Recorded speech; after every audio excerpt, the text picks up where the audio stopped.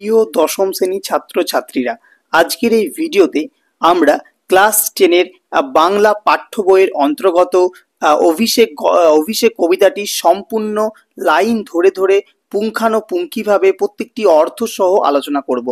কাজেই যারা ক্লাস 10-এর ছাত্রছাত্রী রয়েছে তারা প্রত্যেককেই ভিডিওটি শুরু করে শেষ পর্যন্ত সম্পূর্ণটাই দেখতে থাকবে।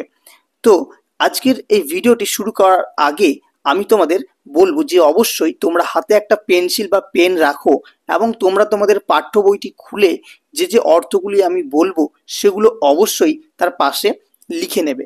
এই কবিতাটি শুরু করার আগে আমি তোমাদের এই কবিতার সম্পর্কে কয়েকটা কথা একটু বলে নিই। প্রথমত কবিতাটির নাম হচ্ছে অভিষেক এবং এই কবিতাটি লিখেছেন মাইকেল মধুসূদন দত্ত। যদিও এই কবিতাটির মূল উৎস হচ্ছে মেঘনাদ বধ কাব্যগ্রন্থ। আচ্ছা, এই মেঘনাদ বধ কাব্যগ্রন্থের কোন অধ্যায় থেকে এটি নেওয়া হয়েছে সেটাও বলি।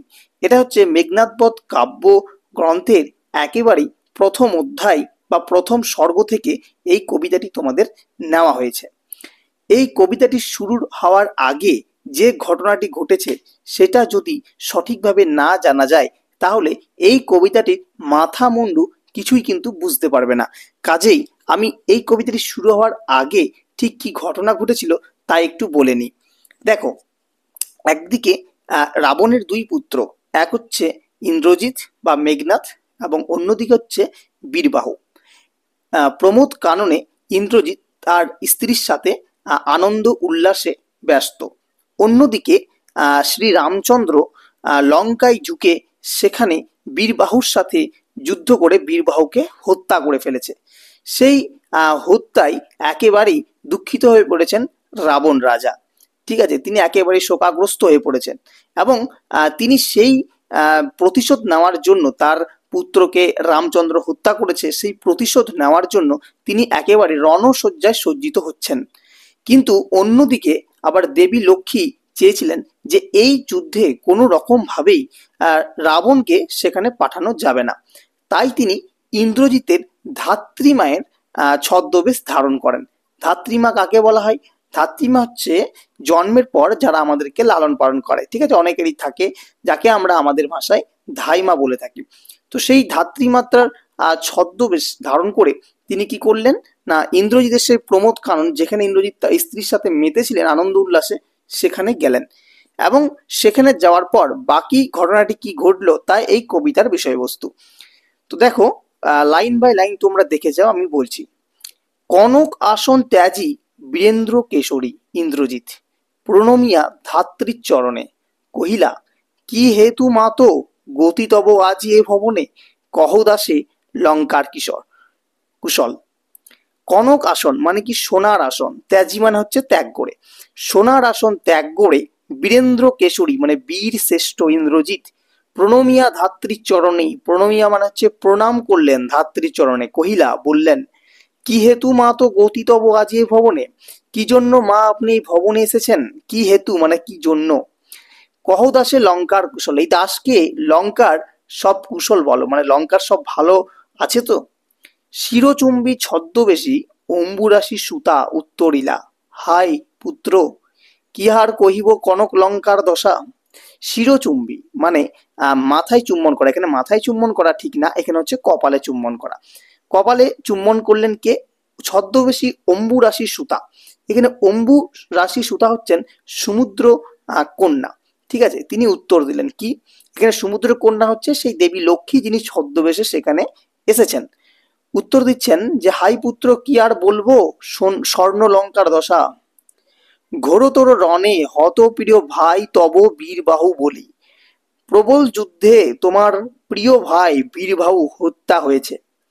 তার শোকে মহাশোকী রাক্ষসাধিপতি, রাক্ষস অধিপতিকে রাবণ রাজ। তিনি বলছেন যে সেই শোকে রাক্ষসাধিপতি একেবারে মহাশোকী হয়ে উঠেছেন, মানে একেবারে দুঃখগ্রস্ত হয়ে উঠেছেন। সসৈন্য সাজেন আজি যুজিতে আপনি, যুজিতে মানে হচ্ছে যুদ্ধ করে, সসৈন্য মানে হচ্ছে সৈন্য নিয়ে, সমগ্র সৈন্য নিয়ে তিনি যুদ্ধে যাওয়ার জন্য প্রস্তুত নিচ্ছেন। জিজ্ঞাসিলা মহাবাহু বিস্ময় মানিয়া, হতবাক হয়ে ইন্দ্রজিৎ, মহাবাহু বলতে এখানে বীরশ্রেষ্ঠ মানে প্রবল ক্ষমতাধারী কে না ইন্দ্রজিৎ, তিনি জিজ্ঞাসা করছেন কি কহিলা ভগবতী। ভগবতী হচ্ছে মা দুর্গার অপর নাম, ঠিক আছে। তিনি ভগবতী বলতে সেই দেবী লক্ষ্মীকে বলা হয়েছে। তো তিনি প্রশ্ন করলেন, জিজ্ঞাসা করলেন, কি বললেন, কে বধিল কবে প্রিয়ানুজে, কে কখন আমার প্রিয় ভাইকে হত্যা করলো। নিসারণে সংহারেনু আমি রঘুবরে, খণ্ড খণ্ড করিয়া কাটিনু পড়িসি প্রচন্ড স্বর বৌরি দলে। গতকাল রাত্রে যুদ্ধে আমি রামচন্দ্রকে সংহার করেছি, সংহারেনু মানে সংহার করা, খণ্ড খণ্ড করিয়া কাটিনু বরিশি প্রচন্ড স্বর বৌরি দলে।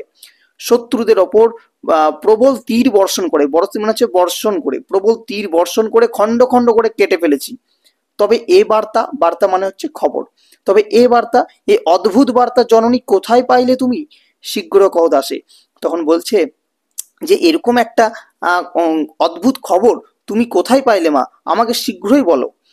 রত্নাকর রত্নোত্তমা ইন্দ্রা সুন্দরী উত্তরিলা। রত্নাকর রত্নতমা, রত্নাকর হচ্ছে সমুদ্র এবং রত্নোত্তমা হচ্ছে সমুদ্র থেকে প্রাপ্ত রত্ন। তো রত্নাকর রত্নতমা তুলনা করা হয়েছে কাকে, ইন্দ্রা সুন্দরী মানে দেবী লক্ষ্মীকে, ঠিক আছে, রত্নের থেকেও সুন্দর দেবী লক্ষ্মী, তাকে তুলনা করা হয়েছে। তিনি উত্তর দিচ্ছেন, হাই পুত্র মায়াবী মানব সীতাপতি তব স্বরে মরিয়া বাঁচিল। বলছে সীতাপতি মানে সীতার স্বামী মায়াবী মানব, সে তোমার স্বরে আঘাত পাওয়ার পরও সে আবার বেঁচে উঠেছে, সে মরে গিয়ে আবারও বেঁচে উঠেছে। আচ্ছা, আমি পরবর্তী লাইনে যাওয়ার আগে তোমাদের প্রত্যেককেই বলি, যারা আমাদের চ্যানেলে নতুন এসেছো, আমাদের ভিডিও নতুন দেখছো, তারা অবশ্যই চ্যানেলটিকে সাবস্ক্রাইব করে নেবে এবং যদি ভিডিওটি ভালো লেগে থাকে অবশ্যই কিন্তু একটা লাইক দিয়ে যাবে। আচ্ছা, এবার দেখো, যাও তুমি তড়া করি, তড়া মানে হচ্ছে খুব শীঘ্রই, তুমি শীঘ্রই যাও, রক্ষকুল, রক্ষ মানে হচ্ছে রক্ষণ করা বা রক্ষণশীল, তুমি এই রাক্ষস, আর ক্ষয়া মধ্যন শয়ে বিসর্গ রক্ষ মানে হচ্ছে রাক্ষস, বলছে এই রাক্ষস কুলকে তুমি রক্ষা করো। রক্ষকুল মান এ কাল সমরে রক্ষ চূড়ামণি, বলছে এই সময়ে, এই কাল সমরে মানে এই যুদ্ধের সময়ে তুমি রাক্ষস বংশকে রক্ষা করো। ছিরিলা কুসুমদান রোষে মহাবলী মেঘনাথ, মেঘনাথ হচ্ছে ইন্দ্রজিৎ, তিনি কি করলেন, কুসুমদান ছিঁড়ে ফেললেন। কুসুমদান মানে হচ্ছে গলায় যে পুষ্প মাল্য থাকে, আগেকার দিনের রাজা বা রাজকুমাররা গলায় যে পুষ্প মাল্য পরে রাখতেন সেটাই হচ্ছে কুসুমদান। তো রোষে মানে হচ্ছে প্রবল ক্রোধে কি করলেন, ছিঁড়ে ফেললেন। ফেলায়া কনক বলই দূরে, কনক মানে হচ্ছে সোনা, আগেই বললাম। তো সে সোনার বালা হাত থেকে খুলে দূরে ছুঁড়ে ফেললেন।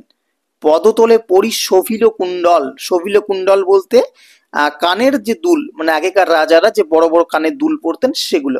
পদতলে পড়ি মানে পায়ের তলায় পড়ে রইল, যথা অশোকের ফুল অশোকের তলে আভাময়, ঠিক যেমন ভাবে অশোকের তলে অশোক গাছের তলে অশোকের ফুল পড়ে থাকে, ঠিক সেরকমই ইন্দ্রজিতের পায়ের তলে পড়ে রইল সেই কানের দুল এবং দূরে পড়ে রইল হাতের সোনার বালা। ধিক মোড়ে কহিলা গম্ভীর কুমার, হা ধিক মোড়ে। বৌরি দল বেড়ে স্বর্ণ লঙ্কা হেতা আমি বামাদল মাঝে, নিজেকে ধিক্কার জানাচ্ছেন, বলছেন যে আমাকে ধিক্কার, যেখানে শত্রু দল স্বর্ণলঙ্কা আক্রমণ করেছে, আমার ভাইকে হত্যা করেছে, সেখানে আমি সেই সময় আমি এই নারীদের দলের মাঝে রয়েছি, এ কি সাজে আমার দশাননত্তাজাম ইন্দ্রজিৎ, এটা কি আমাকে সাজে, আমি রাবণ রাজার পুত্র ইন্দ্রজিৎ, আর এরকম একটা কাণ্ড কি আমার সাজে।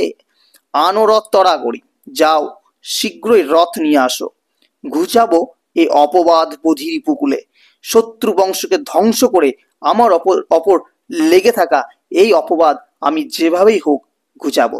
তাহলে এখানে বুঝতে পারছো যে কোন অপবাদের কথা বলা হচ্ছে না, যে সময় শত্রু দল লঙ্কায় আক্রমণ করে তার ভাইকে হত্যা করেছে, ঠিক সেই সময় ইন্দ্রজিৎ প্রমোদ কারণে আমোদ প্রমোদে ব্যস্ত তার স্ত্রীর সাথে, এটা কি তার সাজে, এই জন্য তিনি নিজেকে ধিক্কার জানিয়েছেন। সাজিলা রথীন্দ্রসব বীর আবরণে, রথীন্দ্রসব মানে হচ্ছে বীর শ্রেষ্ঠ, সাজিলা মানে হচ্ছে সাজ করে, বীর আভরণে, বীর আভরণে বলতে বীর আভরণ যখন যুদ্ধের সময় যে আভরণ পোশাক অলংকার সাজেন, ঠিক আছে, সেটা। হৌমবতী সুতো যথা নাসিতে তারকে মহাসুর, হৌমবতী সুতো মানে হচ্ছে কার্তিক, তো কার্তিক যেমন তারকাসুরকে নাশ করেছেন, কিংবা যথা বিহন্ন লারূপী কিরীটি বিরাট পুত্র সহ উদ্ধারিতে গোধন সাজিলা সুর সমীবৃক্ষ মূলে, কিংবা কি বলছে যে কিরীটি মানে হচ্ছে অর্জুন, অর্জুন যেভাবে বিহনলার রূপ ধারণ করে সমীবৃক্ষ মূলে গোধন উদ্ধার করতে যে সেজেছিলেন, ঠিক তেমনটা এখানে সেজেছেন। কে না অর্জুন। যুদ্ধে যাওয়ার আগে তিনি কেমন সাজ সেজেছেন তারই এখানে বর্ণনা দেওয়া হয়েছে। তো দেখো এখানে কিন্তু এই যে বিহনলা রূপী কিরীটি, এইটা কিন্তু মহাভারতের একটা অংশ, ঠিক আছে। তো মহাভারতে এই অংশটা একটু তোমাদের একটু বুঝিয়ে বলি, সামান্য একটু। অর্জুন কি করেছিলেন না, রাজা বিরাট রাজা, ঠিক আছে, বিরাট রাজার গৃহে তিনি ছদ্মবেশে ছিলেন। কিসের? বিহন্নলার ছদ্মবেশে। বিহনলা মানে হচ্ছে না পুরুষ না নারী, তো সেই ছদ্মবেশে ছিলেন। তো সেই গোধন যখন সেখান থেকে চুরি হয়ে যায় বা নিয়ে চলে যায়, তার কাছ থেকে ছিনিয়ে নেওয়া হয় গোধন বিরাট রাজার কাছ থেকে, তখন কি করা হয় না, অর্জুন আর সেই ছদ্মবেশে না থাকতে পেরে নিজের ছদ্মবেশে ধারণ করেছিলেন। কোথার থেকে তিনি এই সাজটা সেজেছিলেন না, সেই সমীবৃক্ষ, সমী হচ্ছে একটা গাছের নাম, ঠিক আছে। তো সেই গাছের মূলে লুকিয়ে ছিল তার সেই স্বর, সেখান থেকে নিয়ে তিনি অর্জুনের ধারণ নিজের আসল রূপে ফিরে এসেছিলেন যুদ্ধের জন্য, ঠিক আছে। আচ্ছা, মেঘবর্ণ রথ চক্র বিজলির ছটা। যখন মেঘবর্ণ রথ মানে মেঘের রঙের মতো সেই রথের রং, এবং যার চারিদিকে কিরকম ছটা রয়েছে, বিজলির আলোর মতো ছটা। ধ্বজ ইন্দ্রচাপ রূপী তুরঙ্গম বেগে মানে প্রবল বেগে, ঘোড়ার মতো বেগে আশু গতি, ঘোড়ার মতো বেগে উড়ে চলেছে সেই ইন্দ্রচাপ রূপী পতাকা, ঠিক আছে। ধ্বজ হচ্ছে পতাকা উড়ছে, আর ত্রঙ্গম বেগে ঘোড়া ছুটে চলেছে। রথে চড়ে বীর চূড়ামণি বীর দর্পে, বলছে রথে চড়লেন কে না ইন্দ্রজিৎ, কিরকম বীর দর্পে, বীরের গর্ব করে, ঠিক আছে। এত বড় একজন বীর তিনি রথে চড়ে উঠছেন, সেই অহংকারে তিনি, অহংকার এখানে ঠিক বলবো না, সেই গর্বে তিনি রথে চড়ে উঠলেন, ঠিক আছে। দেখো তোমাদেরকে আমি ঘটনাটা প্রথম থেকে যেভাবে সুন্দরভাবে বুঝিয়ে বলছি, তোমরা যদি একবার ভালোভাবে দেখো, আমার মনে হয় না যে তোমরা এই কবিতাটা ভুলবে। রথে চড়ে বীর চূড়ামণি, এটা আমি বললাম। এবার দেখো, হেনকালে প্রমীলা সুন্দরী ধরি পতি কর যুগ। আচ্ছা, এই রকম সময়ে, ঠিক এই সময় প্রমীলা সুন্দরী হচ্ছে তার স্ত্রী, তিনি তার স্বামীর করযুগ মানে হাত দুটো ধরলেন। কেমন করে ধরলেন দেখো, ব্র্যাকেট দিয়ে কিন্তু লেখা আছে, হাইরে যে মতি হেমলতা আলিঙ্গয়ে তরু কুলেশ্বরে। যেভাবে হেমলতা কোনো তরু মানে হচ্ছে কোনো বৃক্ষকে জড়িয়ে ধরে ওপরে ওঠে, ঠিক তেমন ভাবে। কহিলা কাঁদিয়া ধনী কোথা প্রাণ শকে রোদ রাখিয়ে দাসীরে কহ চলিলা আপনি। বলছে হাত ধরে কাঁদতে কাঁদতে বলছে যে এই দাসীকে কোথায় রেখে, প্রাণনাথ মানে তার স্বামীকে বলছেন, বলছে এই দাসীকে কোথায় রেখে চললেন প্রাণনাথ।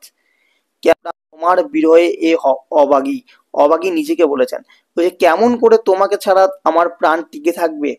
হাই নাথ গগন কাননে ব্রততি বাঁধিলে সাধে করি পদ, যদি তার রঙ্গ রসে মন না দিয়া মাতঙ্গ যাই চলি, তবু তারে রাখে পদাশ্রয়ে যদুনাথ, ঠিক আছে।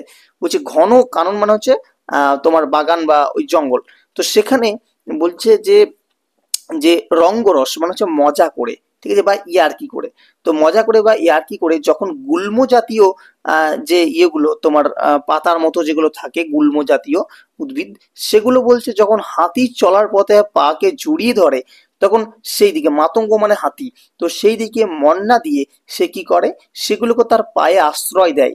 তবে কেন তুমি গুণনিধি ত্যাজ কিঙ্করীরে আজি, তাহলে তুমি কেন এই দাসকে আজ ত্যাগ করে চলে যাচ্ছ। হাসি উত্তরিলা মেঘনাথ ইন্দ্রজিতে জিতি তুমি সতী, বেঁধেছ যে দৃঢ় বাঁধে, কে পারে খুলিতে সে বাঁধ। এই এই কথা শুনে ইন্দ্রজিৎ হাসলেন এবং বললেন, ইন্দ্রজিৎকে বিবাহ করে তুমি যে ভালোবাসার বন্ধনে বেঁধে রেখেছ, সে বাঁধ কে পারবে খুলতে। তরাই আমি আসিব ফিরিয়া কল্যাণী, সমরে নাসি তোমার কল্যাণে রাঘবে। বলছে আমি শীঘ্রই শত্রুকে ধ্বংস করে আবার তোমার কাছে ঠিক ফিরে আসব। বিদায় এবে দেহ বিধুমুখী, বিধুমুখী মানে হচ্ছে চন্দ্রের মতো মুখ বা চন্দ্রমুখী। কে সেটা না তার স্ত্রীকে বলছেন, ঠিক আছে, চন্দ্রমুখী। বলছে তাহলে এখন আমাকে বিদায় দাও। উঠিল পবন পথে ঘোরতর রবে রথবর। এবার আকাশের পথে, পবন মানে হচ্ছে আকাশ, আকাশের পথে ঘোরতর যুদ্ধের জন্য রথ উঠে পড়ল। হৌম পাখা বিস্তারিয়া যেন উড়িলা মৌনাক শৈল অম্বর উজলি। সোনার পাখা বিস্তার করে উড়ে চললো রাস্তার আকাশের দিকে। কোন দিকে? না মৈনাক শৈল অম্বর উজলি। অম্বর মানে হচ্ছে আকাশ। সেই মৌনাক হচ্ছে একটা পাহাড়, ঠিক আছে? সেই পাহাড়ের দিকে উজ্জ্বল আলোয় পাখা রথ সোনার পাখা বিস্তার করে উড়ে চললো।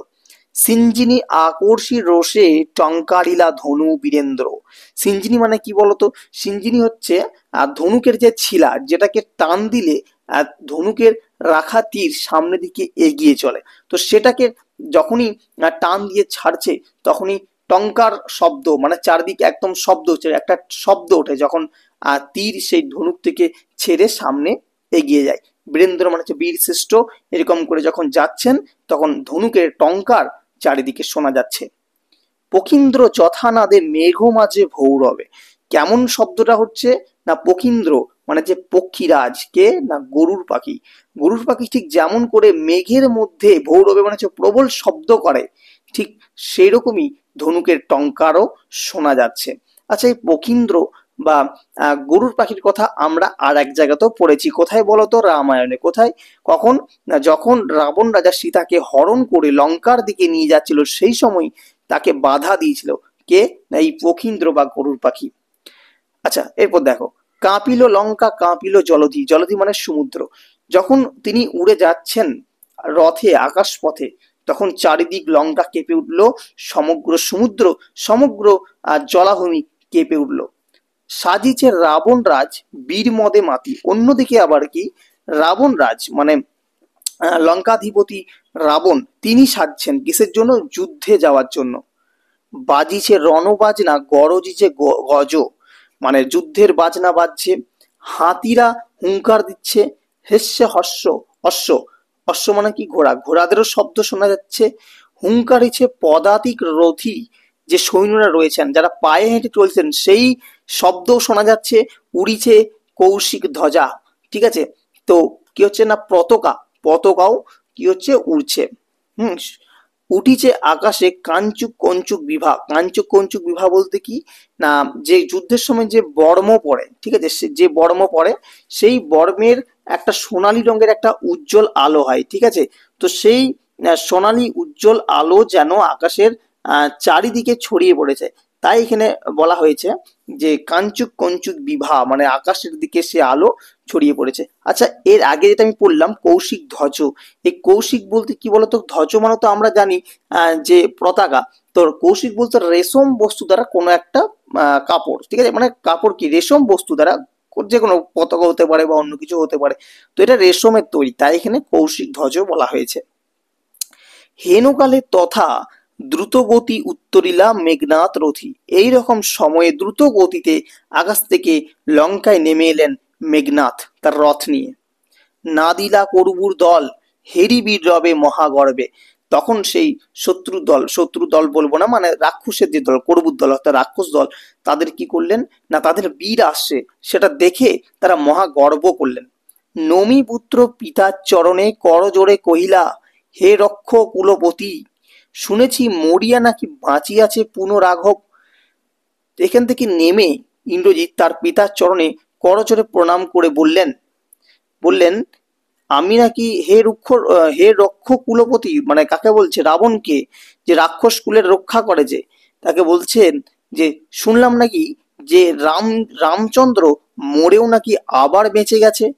এ মায়া পিত বুঝিতে না পারি। এ যে কেমন মায়া এটা আমি বুঝতে পারছি না, কিন্তু অনুমতি দেহ সমূলে নির্মল করিব পামরে আজি। পামরে মানে শত্রুদের।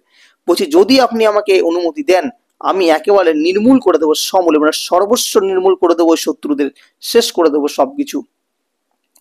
ঘোর সরানলে করি ভস্য, বায়ু অস্ত্রে উড়াইব তারে, নতুবা বাঁধিয়া আনি দিব রাজপদে। বলছে একেবারেই অস্ত্র বর্ষণ করে ছাই করে দেবো সবকিছু, অথবা যুদ্ধে পরাজিত করে আপনার কাছে বাঁধিয়া আনবো তাকে। আলিঙ্গি কুমারে চুম্বি শির মৃদুস্বরে উত্তর করিলা তবে স্বর্ণ লঙ্কাপতি। তাকে আলিঙ্গন করে মানে মানে কপালে চুম খেয়ে মৃদুস্বরে উত্তরিলা, মানে মৃদুস্বর বলতে কি হালকা গলায়। কেন? কারণ তার এক পুত্র মারা গেছে, ঠিক আছে, তার মধ্যে তো একটা দুঃখ রয়েছে। তো সেই দুঃখে বা সে শোকে শোকাগ্রস্ত হয়ে রয়েছে। তো সেই শোকে তিনি উত্তর দিচ্ছেন স্বর্ণলঙ্কাপতি, রাক্ষসকুল শেখর তুমি বর্ষ, তুমি রাক্ষসকুল ভরসা। বলছে রাক্ষস কুলেরই একমাত্র তুমি শেখর এবং তুমি এই কুলের ভরসা। এ কাল সমরের নাহি চাহে মম, প্রাণ মম পাঠাইতে তোমা বারংবার। এইরকম একটা সময়ে আমার মন তোমাকে বারবার যুদ্ধে পাঠাতে চায় না। হাই বিধি বাম মমপতি। বলছে ভগবান আমার উপর এখন রুষে আছেন, বিরূপ। বাম হচ্ছে বিরূপ, ভগবান ঈশ্বর আমার বিরূপে রয়েছেন এখন। কে কবে শুনেছে পুত্র ভাসে শিলা জলে? কে কবে শুনেছে লোক মরি পুনঃ বাঁচে? পুত্র কেউ কি কখন শুনেছে যে শিলা জলে ভাসছে? আবার কেউ কি কখন শুনেছে যে লোক মরে আবার পুনরায় বেঁচে গেছে? দেখো এই জায়গাটা কি বোঝাতে চাইছে রাবণ? না, বোঝাতে চাইছে যে ঈশ্বর তার সাথে এখন বিরূপ করছেন, তার ভাগ্য তার সাথ দিচ্ছে না। কেন? কারণ কখনোই শিলা জলে ভাসে না। আর তোমরা প্রত্যেকেই জানো যে হনুমান দলেরা যখন লঙ্কায় পৌঁছানোর জন্য যে সমুদ্র পাড়ি দিয়েছিলেন, ঠিক সেই সময় সেই প্রত্যেকটা পাথরের টুকরোয় শ্রীরাম শ্রীরাম লিখে যখন সমুদ্রের জলে ভাসিয়ে দিয়েছিলেন, তখন সেই এখানে একটা রাস্তা তৈরি হয় পাথরের, এবং সেই রাস্তা ধরে সমগ্র হনুমান দল সেই লঙ্কায় পৌঁছায়। তাই এখানে বলা হয়েছে যে পুত্র ভাসে শিলা জলে। সরি, এটা হচ্ছে কে কবে শুনেছো পুত্র ভাসে শিলা জলে। ঠিক আছে, তুমি কি কেউ কখন শুনেছো যে শিলা জলে ভাসছে? উত্তরিলা বীর দর্পে অসুরারি রিপু, কি ছাড়ো সে নর তারে ডরাও আপনি। এবার প্রচন্ড গর্ব করে, হ্যাঁ, অসুরের রিপু মানে অসুরদের যে শত্রু, অসুরদের যে বীর কে, না ইন্দ্রজিৎ, তিনি বলছেন সে কিনা একটা তুচ্ছ মানুষ, তাকে আপনি ভয় পাচ্ছেন রাজেন্দ্র? থাকিতে দাস যদি যাও রণে তুমি এ কলঙ্কপিত ঘষিবে জগতে। বলছে এই দাস থাকতে যদি তুমি যুদ্ধে যাও তাহলে সেই কলঙ্ক আমাদের রাক্ষস কুলে আসবে। কেন কলঙ্ক রাক্ষস কুলে আসবে? কারণ একজন এত বড় পুত্র থাকতে যদি বৃদ্ধ পিতা যুদ্ধে যায় তাহলে তা একটা কলঙ্কের দাগ এনে দিতে পারে। হাসিবে মেঘবাহন রুষিবেন দেব অগ্নি। হাসবেন মেঘবাহন, মেঘবাহনকে ইন্দ্রজিৎ। কোন ইন্দ্রজিৎ? দেবতা দেব ইন্দ্র, ঠিক আছে। তো বলছে তিনি হাসবেন, রুষিবেন অগ্নিদেব, দেব অগ্নি, অগ্নিদেব রাগ করবেন। দুইবার আমি হারানুরাগ হবে, আমি দুইবার আমি রামচন্দ্রকে হারিয়ে দিয়েছি, পরাজিত করে দিয়েছি। আর একবার পিত দেহ আজ্ঞা মোরে, পিতা আমাকে আর একবার আজ্ঞা দিন। দেখিব এবার বীর বাঁচে কি ঔষধে। এবার দেখবো আমি যে সেই বীর কোন ওষুধে বাঁচে। কহিলা রাক্ষসপতি, কুম্ভকর্ণ বলি ভাই মম, তাই আমি জাগানু অকালে ভয়ে। হায় দেখো তার দেখো সিন্ধু তীরে ভূপতিত গির সিংহ কিংবা তরু যথা বজ্রাঘাতে। বলছে রাক্ষসাধিপতি তখন বলছেন যে কুম্ভকর্ণ তোমার ভাই মারা গেছে, তাকে আমি অকালে জাগিয়ে তুলেছিলাম, দেখো এখন তার শরীর সিন্ধুর নদী তীরে পড়ে রয়েছে। কিসের মতো? যেমন ভাবে বজ্রের আঘাতে পর্বতের যে চূড়া ভেঙে যেমন ভাবে পড়ে থাকে, ঠিক তেমন ভাবে ওই কুম্ভকর্ণের শরীরও সিন্ধু নদীর তীরে পড়ে রয়েছে। এখানে গিরিসিংহ মানে হচ্ছে পাহাড়ের চূড়া বা পর্বতের চূড়া। তবে যদি একান্ত সমরে ইচ্ছা তব বৎস, আগে পুজো ইষ্ট দেবে।